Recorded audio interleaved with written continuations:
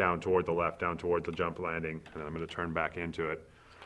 I think it's probably the most utilized technique really in jumping, just in terms of jumps and drops and things where you're just getting that slight bit of counter-directional steering to get your body going where you want to go. Yeah, I agree. And it's almost, until you start to do it, it's almost kind of opposite of what you would think, how you would think it would work. But it's really natural the way it works. If you're, like you said, if you're turning to the right, you just turn your handlebars to the left a little bit, and this could be in a situation where you actually have to turn in the air, or you want to be turning upon landing. It's going to set you up for both. Yeah. And you just turn the opposite direction, and that actually drops your inside shoulder, and it pretty much will do it all for you. It falls into place pretty well. Yeah, a great way to get started with that is if you're just looking to introduce a little bit of flow and a little bit of style to your jumping, find a jump that you're really comfortable with, maybe one that doesn't have a turn of any consequence after it. Maybe you set up some cones or put some rocks out and kind of make a pretend turn that you're going to hit when you land.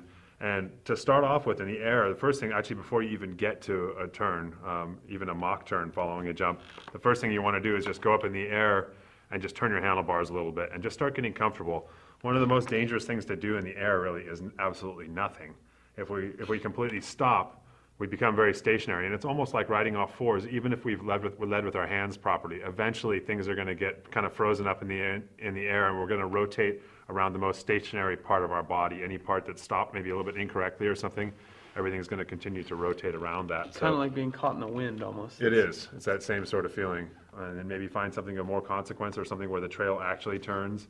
Or a hip jump or something. Hip jumps are a great way to learn that technique. That's because you're already turning on takeoff. So the takeoff sets you up. You don't have to just create a turn on the lip of an otherwise straight jump.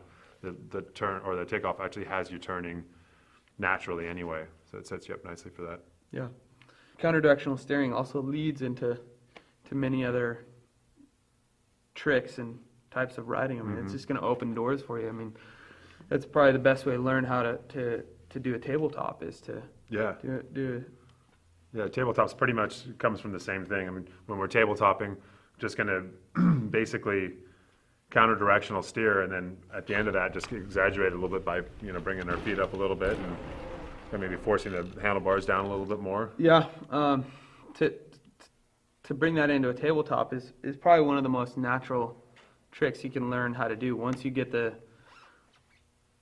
counter-directional steering down and you get a bit more comfortable with it, you're going to start leaning in to that turn a little bit more. It's almost kind of like trying to jump a bit higher than you want to be going, and then you, instead of taking that full altitude, you just let your bike come up into you, and you exaggerate those movements. You push down on your outside hand, roll the wrist, and then just suck your feet up. And I mean that it'll pretty much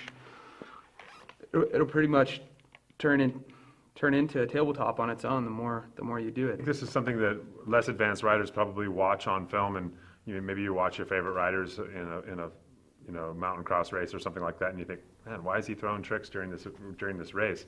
Well, obviously there's some people out there who are trying to throw style, but in general, style leads to control, and really different riders have different styles, and they may look like they're showboating a little bit, but really what they're doing is utilizing counter-directional steering and these other things we're talking about to actually create ground control and air control, and it's just so beautiful looking that you think it must be for fun. You get to a certain point where you can only do so much with your body weight. You need to start losing some energy somewhere. So the scrub, I mean, that's exactly what Bubba's doing when he races moto. Is he has so much speed and energy in that dirt bike that he wants to keep it on the ground to get back on the gas, and he can stay 3 feet off the lip of the jump and across the tabletop and down. That brings up a great point, and I'm glad you brought it up. Even with counter-directional steering, which we just talked about, sometimes counter-directional steering can be used for the same thing. When you're getting up toward the face of the top of a jump, rather than letting that compression that you've built up into the suspension, rather than letting it push you up, you can kind of blow it off to the side. And with the scrub, you're effectively just turning down into the jump and really trying to do the same thing, trying to get that loaded fork to just pop off the back of the jump. Yeah. So that it's not popping off and pushing you up higher into the air. Counter-directional steer basically into the lip of a jump, and your timing will just be a little bit early, so you're not you're not jumping and then doing the turn in the air. You almost start to do it off the lip, and that's what's going to get you to create that low flight arc and get your bike to go to the side. Basically what you're doing is an outside corner turn off the lip of the jump, and that allows you to blow the suspension off the side, stay a bit low, and then you land basically as you would doing any other tabletop or whip or something. The main difference between a squash and a scrub would be the vertical plane of your bike, and I mean, this is getting a bit technical here. So, I mean, you could call, I think, It's almost interchangeable. yeah, really. almost interchangeable. But I think like just a direct squash is the action that you're taking with your body to lose the rebound of your suspension off the lip and not create that into airtime. And being a shorter rider, I find that the only way that I'm really able to achieve that while at speed is because I get to the point where I can only compress so far, and then my butt is on my saddle, so I have to go somewhere, and I'm going off the back. So I approach the lip, and I compress as much as I can into the face and off the lip of the jump, and then I have to go to the back basically.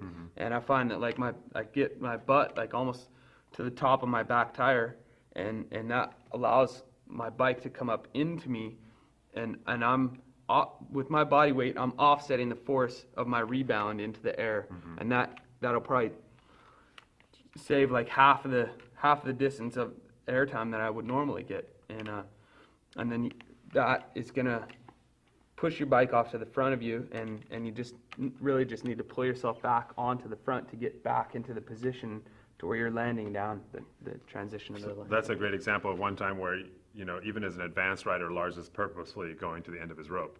He's dragging himself off the back. He's at the end of his rope. Now the rope's going to pull him back onto the bicycle. So it's not always bad to be at the end of your rope, but the moments should be brief and they should be there to help you.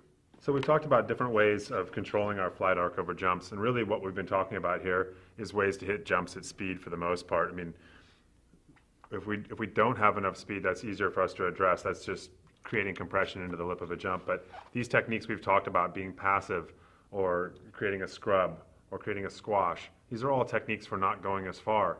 And to just really basically outline the differences, it all has to do with the vertical or the linear kind of plane. So if I'm going passive into a jump and I'm just going to soak that bicycle and it's going to be really close to me in the air and I'm trying not to get air, I'm thinking on a vertical plane here, that the bike's coming up into me, I'm going to soak it as far as I can and try not to let that energy push my body up any higher. Now when we get into things like counter-directional steering or throwing a scrub or squashing or doing something like that, what we're really doing is we're introducing that horizontal plane so that we're not just blowing the energy off up into our bodies. We still are, but additionally we're adding that additional plane where we're able to throw some of that energy out off the lip of the jump off to one of the sides and not just have to have it all absorb up underneath ourselves. Yeah, I think that the vertical and horizontal plane is a good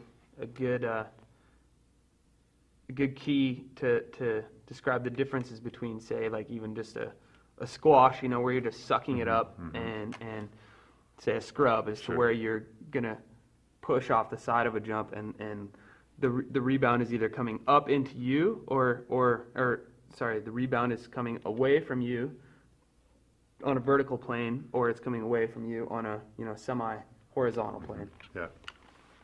Yeah, definitely. The top riders are utilizing, you know, both those extremes